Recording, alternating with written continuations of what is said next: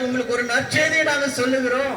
இயேசு கிறிஸ்து உங்கள் வாழ்க்கையிலே அந்த வாழ்க்கையை, பாவ வாழ்க்கையை மாற்ற வல்லவராய் இருக்கிறார்.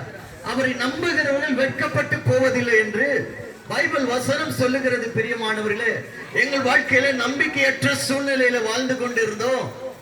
எங்களுக்கு ஆசீர்வாதம் கொடுக்கிறது யாரு, எங்களுக்கு விடுதலை சுகத்தை கொடுக்கிறது யாருன்ற கேள்வியோடு இருந்த நேரத்தில் இயேசு கிறிஸ்துவை அறிந்தோம், இயேசு கிறிஸ்துவை ஏற்றுக்கொண்டோம்.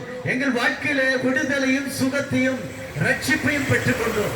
இன்றைக்கு இந்த வார்த்தை கேட்டுக்கொண்டிருக்கிற பெரியவர்களே, சிறியவர்களே, இயேசு கிறிஸ்துவுக்கு உங்கள் வாழ்க்கையில இடம் கொடுங்க. நம்பிக்கையற்ற சூழ்நிலையில நீங்க இருக்கிறீங்களா? கடந்த சில நாட்களுக்கு முன்பாக விமானத்துல பயணம் செய்த எல்லாரும் ஒன்னா மரித்து போனாங்க. பைலட் முதல் கொண்டு எல்லாரும் மரித்து போனாங்க. பிரியமானவர்களே, அவருடைய நம்பிக்கை எல்லாம் எது மேல இருந்தது தெரியுமா? நான் இன்னொரு லண்டன் தேசத்துக்கு போக போறேன், அங்க போய் சம்பாதிக்க போறேன், அங்க போய் நல்லா சம்பாதிச்சு நல்ல வீடு கட்டி நல்ல குடும்பத்துக்கு வேண்டிய காரியங்களை செஞ்சு சந்தோஷமா இருக்க போறேன், என்னுடைய மனைவியை சந்திக்க போறேன், என்னுடைய கணவரை சந்திக்க போறேன், என் வருங்கால கணவனை சந்திக்க போகிறேன், என்னுடைய பிள்ளைகளை சந்திக்க போறேன்ற நம்பிக்கையோட அந்த விமானத்துல ஏறினாங்க. ஆனா எல்லா நம்பிக்கையும் ஒரு நொடி பொழுதுல சுக்குச்சூரா முடிஞ்சதுங்க. இன்னைக்கு மனுஷனுடைய நம்பிக்கை எதை நோக்கி இருக்குது தெரியுமா? உலகத்தில் உள்ள பொருள் மேலதான் நம்பிக்கை இருக்குது.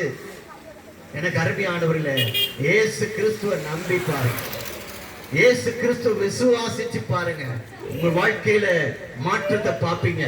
உங்க குடும்பத்துல சமாதானம் இல்லையா? பிரியமானவர்களே, குடும்பத்துல நிம்மதி இல்லையா? தூக்கம் இல்லையா? கடன் பிரச்சனையா?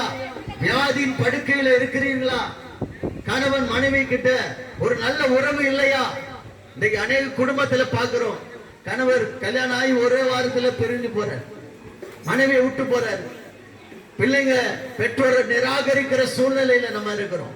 அநேக முதியவர்கள் பிள்ளைகளால கைவிடப்பட்டு நிராகரிக்கப்பட்டு வாழ்ந்து கொண்டு கண்ணீரோடு இருக்கிறார்கள். இன்றைக்கு எனக்கு அருமையானவர்களே, இயேசு கிறிஸ்து உங்களை கைவிடாதவர், நேற்றும் இன்றும் என்றும் மாறாதவராய் இருக்கிறார். இயேசு கிறிஸ்து மெய்யான தேவன். தம்மை நம்புகிறவர்கள் ஒரு நாளும் வெட்கப்பட்டு போவதில்லை என்று சொல்லி இருக்கிறார். பிரியமானவர்களே, நான் வாசல் அண்டை நின்று தட்டி கொண்டிருக்கிறேன்.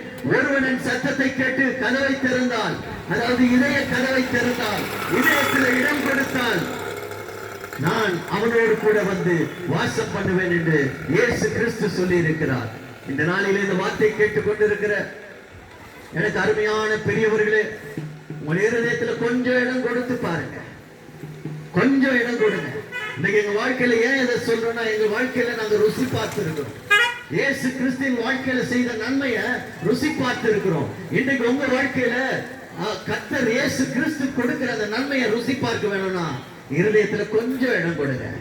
அவர் உங்க உள்ளத்துல வந்து வாசம் செய்வார், உங்க வீட்டில வந்து வாசம் செய்வார், உங்க குடும்பத்தின் சூழ்நிலையை மாற்றுவார். உங்க குடும்பத்துல சமாதானம் இருக்கும், சந்தோஷம் இருக்கும், மகிழ்ச்சி இருக்கும்.